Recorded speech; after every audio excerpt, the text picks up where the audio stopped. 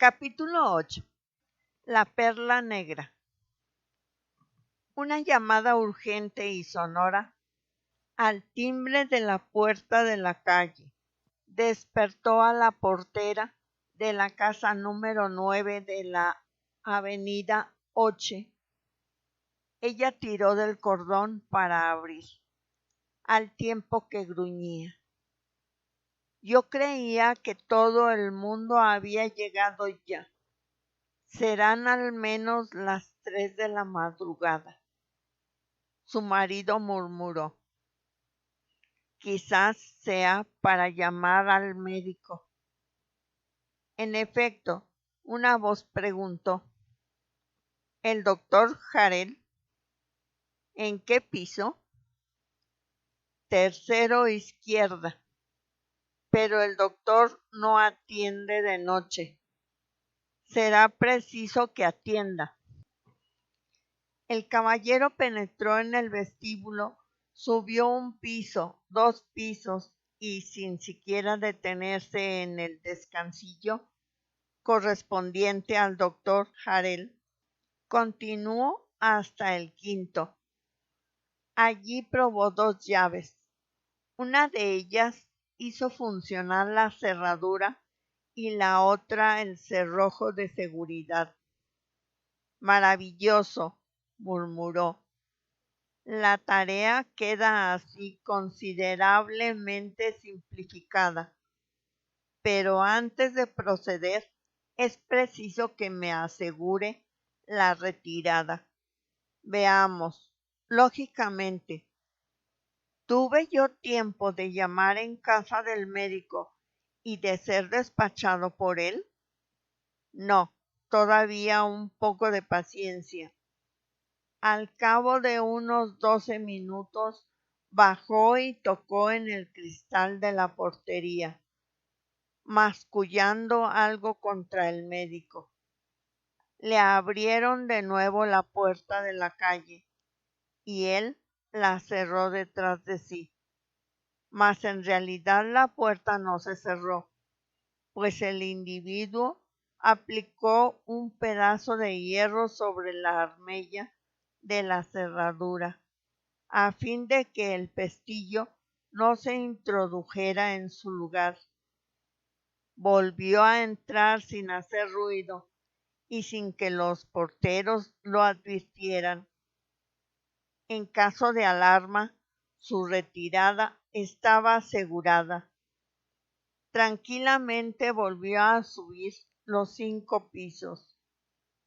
En la antecámara de la vivienda, donde se introdujo a la luz de una linterna eléctrica, se despojó de su abrigo y de su sombrero, colocándolo sobre una silla. Se sentó en otra y cubrió sus zapatos con una especie de calcetines de fieltro. Vaya, ya está. Y qué fácil. Yo me pregunto por qué no elige todo el mundo el cómodo oficio de ladrón. Con un poco de habilidad y de reflexión, nada resulta más encantador. Un oficio descansado, un oficio de padre de familia. Incluso es demasiado cómodo. Hasta resulta fastidioso. Desplegó un plano detallado de toda la vivienda. Empecemos por orientarnos. Aquí se percibe el rectángulo del vestíbulo donde me encuentro. Del lado de la calle, el salón, el gabinete y el comedor.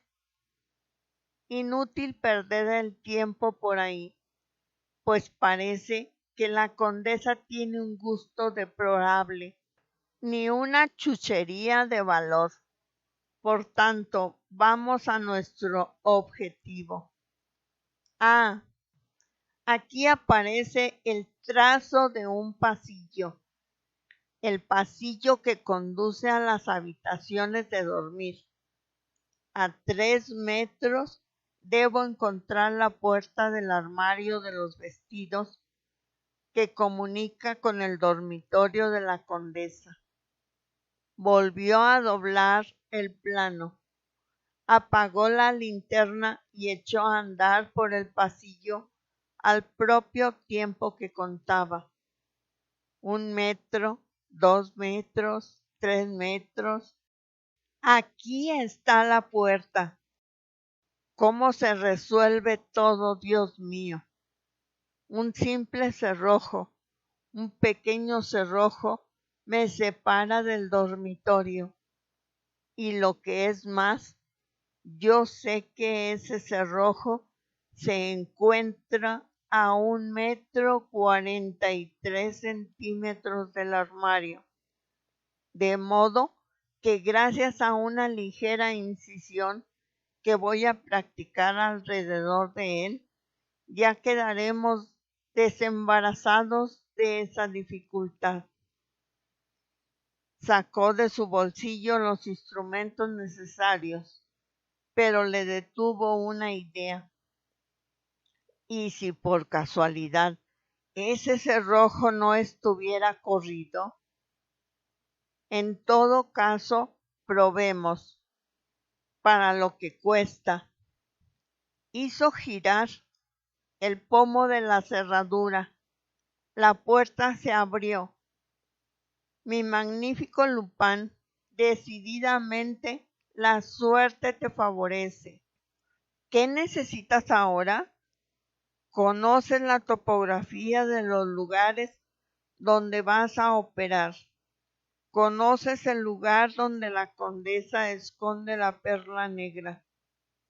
En consecuencia, para que la perla negra te pertenezca, lo primero y más importante es ser más silencioso que el propio silencio, más invisible que la noche. Arsène Lupin empleó una media hora larga para abrir la segunda puerta, una puerta de cristales que daba al dormitorio, pero lo hizo con tanta precaución que aun en el caso de que la condesa no estuviera dormida, ningún crujido extraño la hubiera inquietado. Conforme a las indicaciones de su plano, no tenía más que seguir el contorno de un canapé. Esto lo llevaba a una butaca y luego a una mesita situada cerca de la cama. Sobre la mesa había una cajita de papel de cartas y encerrada simplemente en esa caja estaba la perla negra. Se tendió sobre la alfombra y siguió los contornos del canapé, pero al llegar al extremo de aquel, se detuvo para contener los latidos de su corazón, aunque no le agitara ningún temor. Le resultaba imposible el vencer esa especie de angustia nerviosa que se experimenta en medio de un silencio excesivo, y se sorprendía de ello, puesto que, en suma, había vivido sin sentir emoción minutos mucho más solemnes. No le amenazaba ningún peligro. Entonces, ¿por qué su corazón latía como una campana alocada? ¿Era acaso que aquella mujer dormida le impresionaba? ¿Aquella vida tan próxima de la suya? Escuchó y le pareció discernir en el silencio el ritmo de una respiración, pero se sintió tranquilizado como por una presencia amiga. Buscó la butaca y luego, con pequeños movimientos insensibles, avanzó hacia la mesa tanteando en la sombra con su brazo extendido. Su mano derecha tocó uno de los pies de la mesa. Por fin, ya no tenía más que levantarse, tomar la perla y marcharse. Felizmente, porque su corazón comenzaba de nuevo a saltar dentro de su pecho, como un animal aterrado, y con tal ruido que le parecía imposible que la condesa no se despertara. Con un impulso de voluntad prodigioso calmó su corazón, pero en el instante en que trataba de incorporarse, su mano derecha tropezó sobre la alfombra con un objeto que reconoció enseguida como un candelero derribado, e inmediatamente tropezó con otro objeto, un reloj de péndulo, uno de esos relojes de péndulo de viaje que están recubiertos de una funda de cuero. ¿Qué ocurría? No comprendía. Aquel candelero, aquel reloj, ¿por qué aquellos objetos no estaban en su sitio habitual? ¿Qué ocurría en aquellas sombras desconcertantes? Y de pronto se le escapó un grito. Había tocado. ¡Oh, qué cosa extraña e indecible! Pero no. El miedo le turbaba el cerebro. 20 segundos, 30 segundos permaneció inmóvil, espantado, mientras el sudor le corría por las sienes y sus dedos conservaban la sensación de aquel contacto. Mediante un supremo esfuerzo, tendió de nuevo el brazo y de nuevo su mano tocó aquella cosa extraña, indecible. Palpó. Era preciso que su mano la palpara y se diera cuenta. Era una cabellera, un rostro, y ese rostro estaba frío, casi helado. Por aterradora que sea la realidad, un hombre como Arsène Lupin la domina desde el momento que toma conocimiento de ella. Rápidamente hizo funcionar el resorte de la linterna. Ante él yacía una mujer cubierta de sangre. Unas espantosas heridas habían destrozado su cuello y sus hombros. Se inclinó y la examinó. Estaba muerta. ¡Muerta! ¡Muerta!, repetía él con estupor. Y miraba aquellos ojos fijos, el rictus de aquella boca, aquella carne lívida y aquella sangre. Toda aquella sangre que había corrido sobre la alfombra y se coagulaba ahora, espesa y negra. Ya erguido, hizo funcionar el botón de la luz. La estancia se llenó de claridad y pudo ver entonces todas las señales de una lucha encarnizada. La cama estaba completamente en desorden y de ella habían sido arrancadas las mantas y la colcha. En el suelo, el candelero y el reloj de péndulo, cuyas agujas marcaban las 11:20, y luego, más lejos, una silla derribada, y por todas partes sangre, manchones de sangre. ¿Y la perla negra?, murmuró Lupin. La caja de papel de cartas estaba en su sitio. La abrió con presteza Contenía el estuche de la perla, pero el estuche estaba vacío.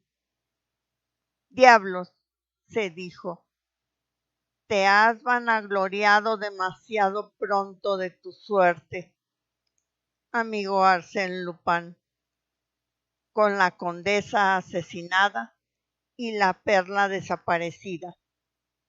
Me temo que la situación no es muy brillante.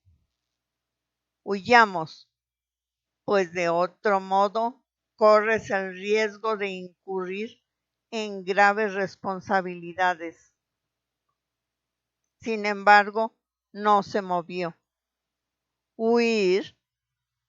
Sí, otro huiría, pero Arsène Lupin no tiene otra cosa mejor que hacer. Veamos, procedamos por orden. Después de todo, tu conciencia está tranquila. Suponte que tú eres el comisario de policía y que tienes que proceder a realizar una investigación. Sí, pero para eso sería preciso tener un cerebro más claro. Y el mío está en tal estado. Se dejó caer sobre una butaca con los puños crispados contra su frente, que abrazaba. El crimen de la calle 8 es uno de los sucesos que nos han intrigado más vivamente en estos últimos tiempos, y en verdad yo no hubiera podido contarlo si la participación de Arsène Lupin no lo hubiera aclarado a una luz muy especial. Esa participación hay pocos que la sospechen. En todo caso, nadie sabe la verdad, tan curiosa como exacta. ¿Quién no conocía por haberla visto en el Bois de Boulogne a Leontine Salty, la ex cantante, esposa y viuda del conde de Andillot, cuyo lujo asombraba a París hace unos 20 años? La condesa de Andillot, a quien sus adornos de diamantes y de perlas le habían creado fama en toda Europa, se decía de ella que llevaba sobre sus hombros las cajas fuertes de varias casas bancarias y las minas de oro de varias compañías australianas. Los grandes joyeros trabajaban para la Salty, como se trabajaba antaño para los reyes y para las reinas. ¿Y quién no recuerda la catástrofe financiera en la que todas sus riquezas quedaron sumergidas? El torbellino lo devoró todo. Casas bancarias y minas de oro. De la maravillosa colección dispersada por el perito tasador, no quedó más que la famosa perla negra. La perla negra, es decir, una fortuna, si su dueña hubiera querido deshacerse de ella, pero ella no quiso en modo alguno. Prefería restringir sus gastos, vivir en un sencillo departamento con su dama de compañía, su cocinera y un criado, antes que vender aquella inapreciable joya. Para ello, tenía una razón que no temía en confesar. La perla negra era regalo de un emperador, y ya casi arruinada, reducida a la más mediocre existencia, permaneció fiel a aquella compañera de sus felices tiempos. Mientras yo viva, decía la condesa, no me separaré de ella. De la mañana a la noche la llevaba colgada al cuello. Por la noche la colocaba en un lugar que solo ella conocía. Todos estos hechos recordados por los periódicos estimularon la curiosidad del público. Y cosa extraña, pero fácil de comprender, por aquellos que posean la clave del enigma, fue precisamente la detención del supuesto asesino lo que complicó el misterio e hizo más intensa la emoción. En efecto, 2 días después, los diarios publicaban la siguiente noticia: se nos comunica la detención de Víctor Danegre, el criado de la condesa de Andillot. Los cargos presentados contra él son aplastantes. En la manga de lustrina de su librea de servicio, que el señor Dudois, jefe de seguridad, ha encontrado en su desván, entre el colchón metálico y el de tela, se han observado manchas de sangre. Además, en la librea faltaba un botón recubierto de tela, mas ese botón, ya al comienzo de las investigaciones, fue hallado bajo la propia cama de la víctima. Es probable que después de la cena, Danegri, en lugar de irse a su desván, se haya ocultado en el gabinete de los vestidos y por la puerta de cristales haya visto a la condesa esconder la perla negra. Debemos manifestar que, hasta aquí, ninguna prueba ha venido a confirmar esta suposición. En todo caso, hay otro punto que permanece oscuro. A las 7 de la mañana, Danegri acudió al establecimiento de tabacos del Boulevard de Courcelles. Primero la portera y luego la vendedora de tabaco han declarado en ese sentido. Por otra parte, la cocinera de la condesa y su dama de compañía, quienes duermen al final del pasillo, afirman que a las 8 de la mañana, cuando ellas se levantaron, la puerta de la antecámara y la puerta de la cocina estaban cerradas con doble llave. Estas dos personas, que llevan más de 20 años al servicio de la condesa, están por encima de toda sospecha. Cabe preguntarse entonces cómo Danegri ha podido salir del departamento. ¿Se habría mandado a hacer otra llave? Las investigaciones esclarecerán estos diversos puntos. Pero las investigaciones no aclararon nada en absoluto, sino por el contrario, se averiguó que Víctor Danegri era un reincidente peligroso, un alcohólico y un perdido, a quien una puñalada no le asustaba.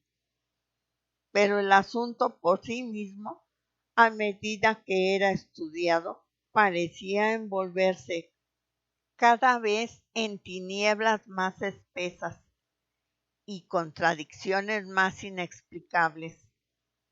Primeramente, una señorita de Sincleves, prima y heredera de la víctima, declaró que la condesa, un mes antes de su muerte, le había confiado en una de sus cartas la forma en que ella escondía la perla. Y al día siguiente de haber recibido ella esa carta, había comprobado la desaparición de la joya. ¿Quién la había robado? Por su parte, los porteros contaron que le habían abierto la puerta a un individuo, el cual había subido a casa del doctor Harel. Se interrogó al médico, pero éste declaró que nadie había llamado en su casa a tal hora. Entonces, ¿quién era ese individuo? ¿Un cómplice? Esta hipótesis de un cómplice fue adoptada por la prensa y por el público. Ganimard, el viejo inspector jefe, la defendía no sin razón. Ahí hay algo de Lupin, le decía él al juez. Va, respondía el juez, usted ve por todas partes a ese Lupin. Yo lo veo por todas partes, porque está en todas partes. Diga más bien que usted lo ve cada vez que una cosa no le parece muy clara. Por lo demás, en este caso, observe usted esto. El crimen fue cometido a las 11:20 de la noche, cual lo atestigua el reloj de péndulo y la visita nocturna de ese desconocido, denunciada por los porteros. No tuvo lugar hasta las 3 de la mañana. La justicia obedece a menudo a esos influjos de convencimiento que hacen que se obligue a los acontecimientos a doblegarse a la primera explicación que se ha dado al suceso. Los deplorables antecedentes de Víctor Danegri, reincidente, borracho y perdido, influyeron sobre el juez. Y si bien ninguna nueva circunstancia vino a corroborar los 2 o 3 indicios descubiertos en un principio, nada tampoco pudo alterarlos. El juez cerró la instrucción del sumario y unas semanas después comenzaron los debates del juicio sobre él mismo. Esos debates resultaron enredados y lentos. El presidente del tribunal los dirigía sin entusiasmo alguno. El fiscal atacaba con blandura. En tales condiciones, el abogado de Danegri tenía un juego fácil. Mostró las lagunas y las imposibilidades en que se basaba la acusación. No existía ninguna prueba material. ¿Quién había falsificado la llave? Aquella llave indispensable, sin la cual Danegri, después de su salida del departamento, no hubiera podido cerrar de nuevo la puerta de aquel. ¿Quién había visto esa llave? ¿Y qué se había hecho de ella? ¿Quién había visto el cuchillo utilizado en el crimen y qué se había hecho de él? En todo caso, concluía el abogado, demuéstrese que fue mi defendido quien mató. Pruébese que el autor del robo y del crimen no es ese misterioso personaje que se introdujo en la casa a las 3 de la madrugada. El reloj marcaba las 11. Me dirán ustedes, ¿y qué? ¿No pueden ponerse las agujas de un reloj en la hora que uno quiera? Víctor Danegri resultó absuelto Salió de la cárcel un viernes al caer la tarde, adelgazado y deprimido por 6 meses pasados en una celda. La instrucción del sumario, la soledad, los debates en el tribunal, las deliberaciones del jurado, todo ello le había llenado de un espanto enfermizo. Por la noche le asaltaban tremendas pesadillas y visiones del cadalso. Temblaba de fiebre y de terror. Bajo el nombre de Anatole Dufour, alquiló un pequeño cuarto en las alturas de Montmartre y vivía a la buena de Dios, de tareas ocasionales, haciendo toda clase de oficios a derecha e izquierda. Era una vida lamentable. Fue contratado 3 veces por 3 patronos diferentes, pero le reconocieron y le despidieron seguidamente. A menudo le pareció, o creyó parecerle, que unos hombres le seguían. Individuos de la policía, no le cabía duda, que no renunciaban a hacerle caer en alguna trampa, y por adelantado sentía la dura presión de la mano que le agarraba por el cuello. Una tarde que cenaba en casa de un fondista del barrio, un individuo se instaló frente a él en la mesa. Era un hombre de unos 40 años, vestido con una levita negra de dudosa limpieza.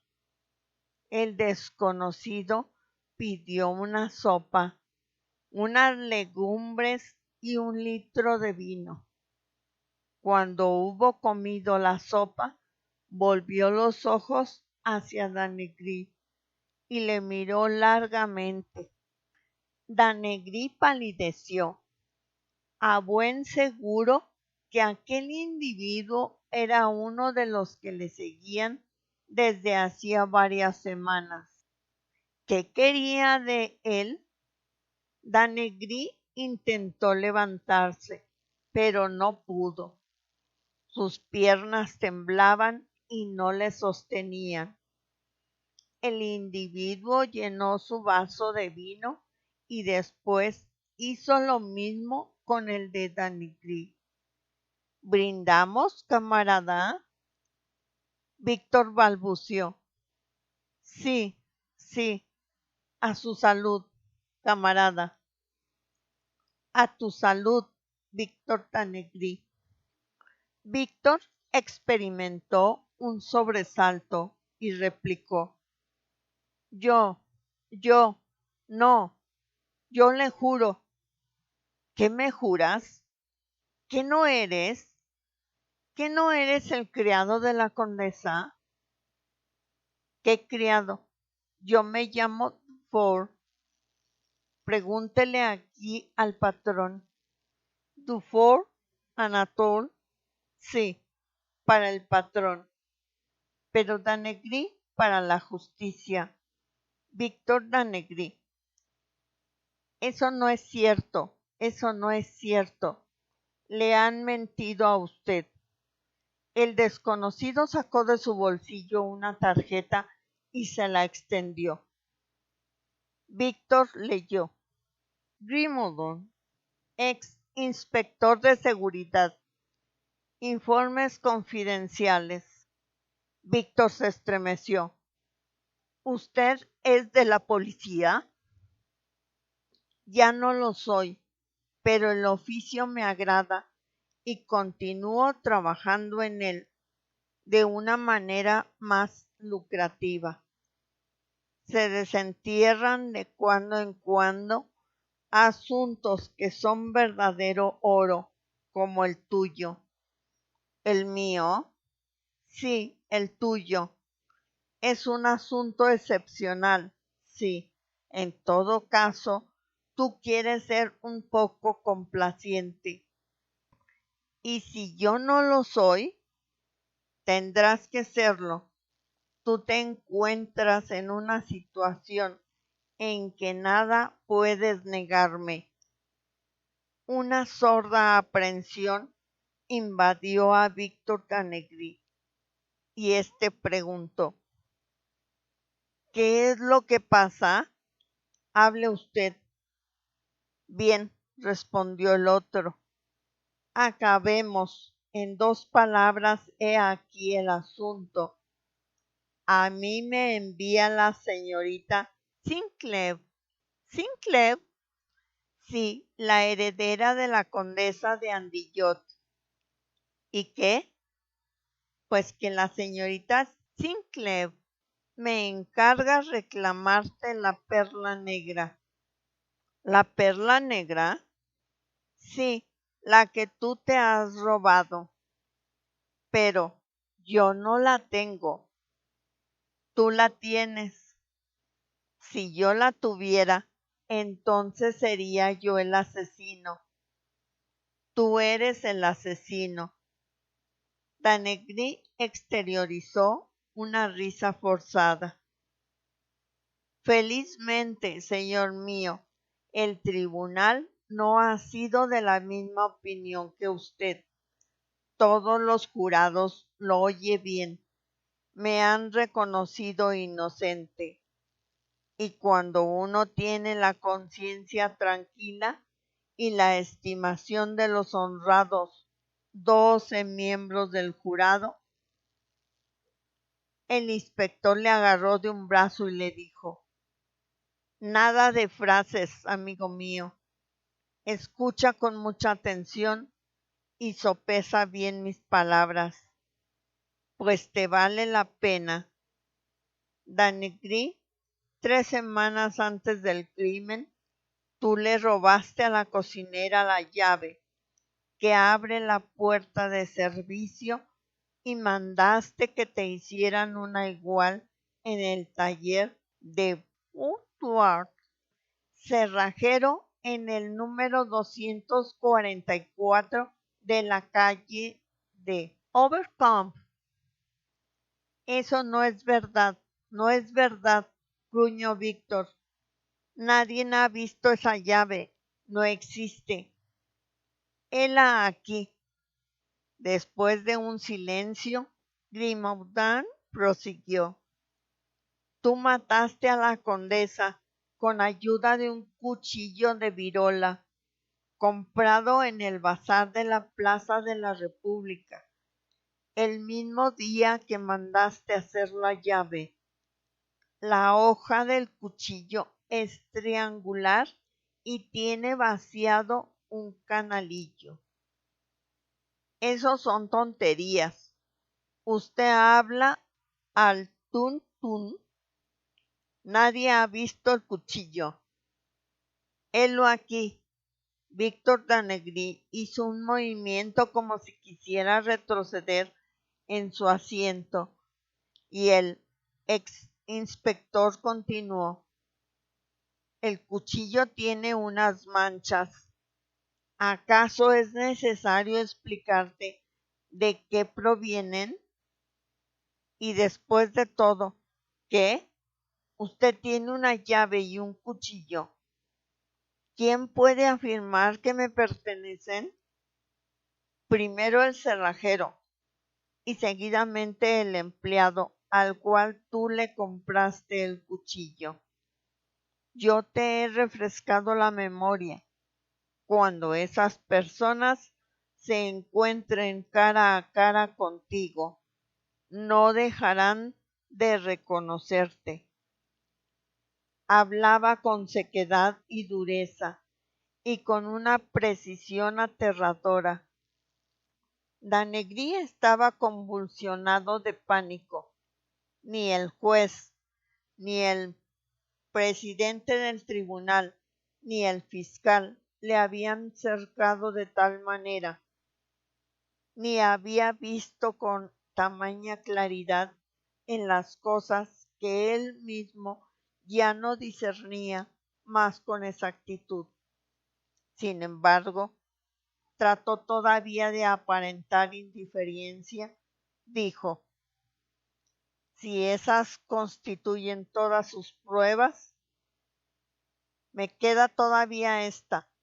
Después del crimen, tú te marchaste por el mismo camino, pero cuando te encontrabas en medio del gabinete de los vestidos, te sentiste asaltado por el miedo y debiste de apoyarte sobre la pared para conservar el equilibrio.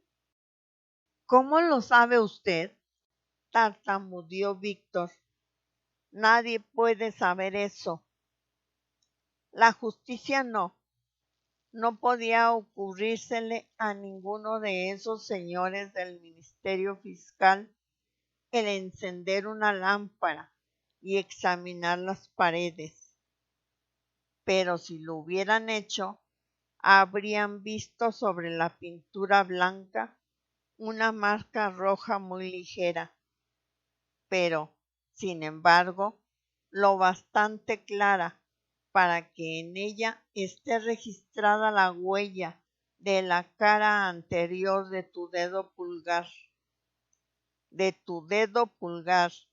completamente húmedo de sangre, y que tú apoyaste contra la pared. Y tú no ignoras que en antropometría eso constituye uno de los principales medios de identificación. Víctor Danegrí estaba desencajado. Gotas de sudor corrían de su frente. Con los ojos de un hombre enloquecido, observaba a aquel extraño que evocaba su crimen, lo mismo que si hubiera sido un testigo invisible de aquel. Agachó la cabeza, vencido, impotente. Desde hacía meses luchaba contra todo el mundo, pero contra este hombre que se hallaba frente a él sentía la impresión que nada podría hacer. Si yo le entrego la perla, balbuceó, ¿cuánto me dará usted? Nada. ¿Cómo? Usted se burla. Yo voy a darle una cosa que vale miles, centenas de miles, sin recibir nada a cambio. Sí recibirás una cosa, la vida. El miserable tembló y Grimaudan añadió con un tono casi dulce: veamos, Danegrí, esa perla no tiene ningún valor para ti. Te es imposible venderla. Entonces, ¿de qué te servirá el conservarla? Hay siempre encubridores, y un día u otro, no importa qué precio, un día u otro ya será demasiado tarde. ¿Por qué? ¿Por qué? Pues porque la justicia te habrá echado la mano, y esta vez con las pruebas que yo le proporcionaré. El cuchillo, la llave, la huella de tu pulgar. Estás hundido, amigo mío. Víctor se apretó la cabeza entre las manos y reflexionó. Se sentía perdido, irremediablemente perdido, y al propio tiempo le invadía un gran cansancio, una inmensa necesidad de reposo y de abandono. Murmuró: ¿cuándo la necesita usted? Esta noche, antes de 1 hora. Y si no, yo echaré esta carta en la que la señorita Sinclair te denuncia al fiscal de la República. Danegri se sirvió sucesivamente 2 vasos de vino, que bebió a sendos tragos. Luego se levantó diciendo: «Paguen la cuenta y vámonos. Ya tengo bastante de este maldito asunto». Había llegado la noche. Los 2 hombres bajaron la calle Lepic y siguieron por los bulevares exteriores, dirigiéndose hacia la plaza de la Étoile. Caminaban silenciosamente. Víctor iba muy cansado y con la espalda doblada. Cuando llegaron al parque Monceau, dijo: «Es del lado de la casa. Caray, antes de que te detuvieran, no había salido más que para ir al establecimiento de tabacos». «Ya hemos llegado», dijo Danegri con ronca voz. Siguieron a lo largo de la verja del parque y atravesaron una calle en cuya esquina estaba el establecimiento de tabacos. Danegri se detuvo algunos pasos más allá. Sus piernas vacilaban. Se dejó caer sobre un banco. ¿Y entonces?, le preguntó su acompañante. «Es aquí. Es aquí. ¿Qué quieres decir con eso?». «Sí, aquí, delante de nosotros». «Delante de nosotros. Vamos, Danegri, ¿te convendría?». «No». «Le repito que es aquí, entre 2 adoquines». «¿Cuál es?». «Búsquelos». «¿Cuál es?», repitió Grimaudan. Víctor no respondió. «Ah, magnífico. Tú quieres burlarte de mí, amigo mío». «No, pero es que voy a reventar de miseria». «Entonces, ¿tú dudas?». «Vamos, que yo seré generoso contigo». «¿Cuánto necesitas?». «El dinero necesario para tomar un billete de entrepuente para América». «Convenido. Y un billete de 100 francos para los primeros gastos». «Recibirás 2. Habla». «Cuente los adoquines a la derecha de la alcantarilla. Está entre el 12 y el 13. «¿En el arroyo?». «Sí, abajo de la acera». Grimaudan miró en torno a sí. Pasaban tranvías y pasaba gente. Bien, pero no importaba. ¿Quién podía sospechar? Abrió su navaja y la clavó entre los adoquines 12 y 13. ¿Y si no estuviera aquí? Si nadie me vio agacharme y ocultarla ahí, tiene que estar todavía. Quizás estuviera la famosa perla negra tirada entre el fango del arroyo a disposición del primero que llegara. La perla negra. Una fortuna. ¿A qué profundidad? A 10 centímetros más o menos. Escarbó en la arena mojada. La punta de la navaja tropezó con algo. Con los dedos agrandó el agujero. Divisó la perla negra. «Aquí están tus 200 francos. Ya te enviaré un billete para América». Al día siguiente, el Echo de France publicaba esta gacetilla, que fue reproducida por los periódicos del mundo entero. Desde ayer, la famosa perla negra está entre las manos de Arsène Lupin, que la rescató del asesino de la condesa de Andillot. Antes de mucho tiempo, copias de esta preciosa joya serán expuestas en Londres, en San Petersburgo, en Calcuta, en Buenos Aires y en Nueva York. Arsène Lupin atenderá las proposiciones que quieran hacerle quienes se interesen por la joya y le escriban. Y he ahí cómo el crimen es siempre castigado y la virtud recompensada, concluyó Arsène Lupin, cuando me hubo revelado las interioridades de aquel suceso.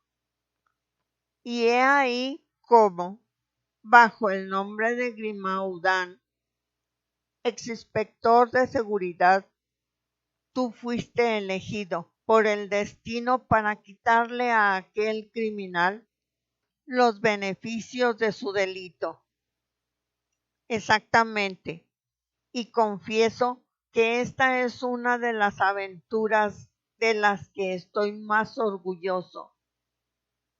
Los 40 minutos que pasé en el departamento de la condesa, después de haber comprobado su muerte, figuran entre los más sorprendentes y profundos de mi vida. En 40 minutos, enzarzado en la situación más complicada, reconstruí el crimen y adquirí la certidumbre, con ayuda de algunos indicios, de que el culpable no podía ser otro que un criado de la condesa. En fin, comprendí que para conseguir la perla era preciso que aquel criado fuese detenido, y fui yo quien dejó allí el botón de la levita. Pero era preciso también que no se consiguieran contra él pruebas irrecusables de su culpabilidad, para lo cual me guardé el cuchillo olvidado sobre la alfombra y me llevé la llave olvidada en la cerradura, así como también borré las huellas de los dedos sobre la pintura del gabinete de los vestidos. En mi concepto, ese fue uno de los chispazos de genio, interrumpí yo. De genio, si así lo quieres, y que no hubiera iluminado el cerebro de todo el mundo. Adivinar en un segundo las dos condiciones del problema, una detención y una absolución. Servirme del formidable aparato de la justicia para trastornar al individuo, para embrutecerle, en una palabra, para ponerle en tal estado de espíritu que una vez en libertad tuviera inevitablemente que caer en la trampa un poco burda que yo le tendía. Un poco, di más bien muy burda, pues él no corría ningún peligro. Oh, ni el más pequeño, puesto que toda absolución es una cosa definitiva. Pobre diablo, Víctor Danegri, ¿no tienes en cuenta que es un asesino? Hubiera sido la última de las inmoralidades el que se hubiera quedado con la perla negra. Pero vive, piénsalo, Danegri vive, y la perla negra es tuya. La sacó de uno de los bolsillos secretos de su cartera, la examinó y la acarició suspirando. ¿Quién será el rajá imbécil y vanidoso que entrará en posesión de este magnífico tesoro? ¿A qué millonario americano estará destinado este pequeño pedazo de belleza y de lujo que refulgía sobre los blancos hombros de Lontaine Sarti, condesa de Andillot?